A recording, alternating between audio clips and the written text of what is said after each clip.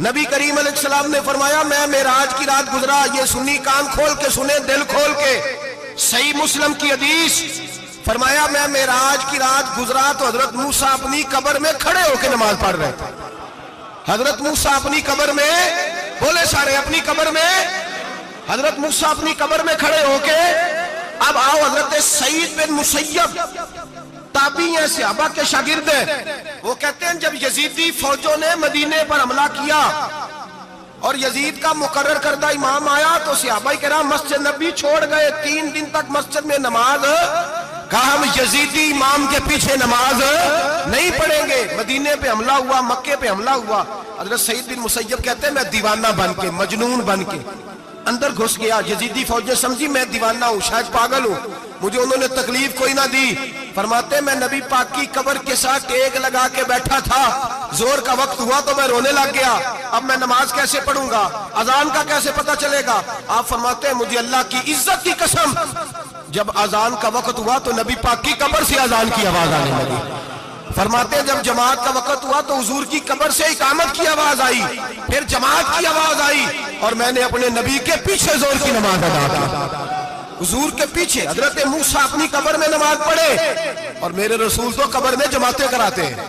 حضور جماعتیں کراتے ہیں، اور آپ فرماتے ہیں میں 3 دن مسجد، کان کھول کے دل کھول کے سنو، ہم نے کوئی ریڈی میڈ عقیدہ نہیں اپنایا،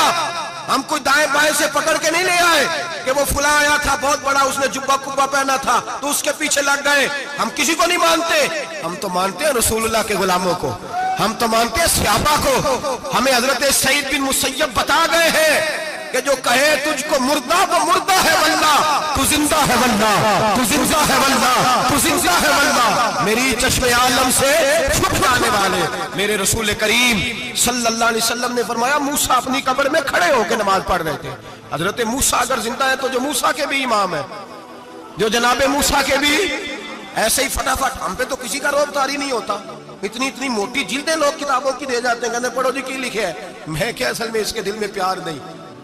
اس نے صرف محمد لکھ کے صلی اللہ علیہ وسلم لکھا ہے، یہ تھوڑی دیر بیٹھتا بریلی کے امام کے پاس تو اسے بتاتے ہیں حضرت محمد نہیں لکھنا چاہیے، لکھنا چاہیے امام الانبیاء،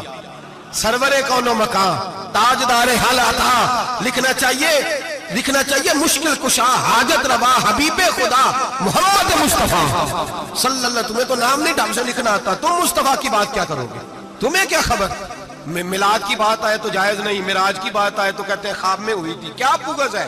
رٹا کیا ہے؟ اعلیٰ حضرت فرماتے ہیں کھائے تجھ کو تپے سکر، تیرے دل میں کس سے بخار ہے؟ حضور کی شان کی بات آتی ہے تو اڑ جاتا ہے۔ ابو بکر صدیق سے پوچھ،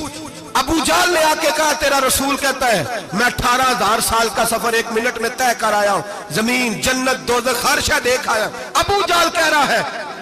ابو بکر صدیق فرمانے لگے اگر محمد عربی نے کہا تو آ کر ساتھی کہا ہے، اگر رسول اللہ نے کہا ہے تو آ کر ماننے والا، عقیدہ بنا ماننے والا۔ ایسے لوگ سڑک پہ بیٹھ کے بات کر دیتے ہیں اور فٹافٹ سنی بھی مسئلہ پوچھنے آ جاتا ہے، کہتا ہے جی وہ فلانا مولوی کا، وہ کون ہوتا ہے، کون ہے وہ، کس کی بات کر رہے ہو؟ بات کرنی ہے تو ابو بکر صدیق کی کرو،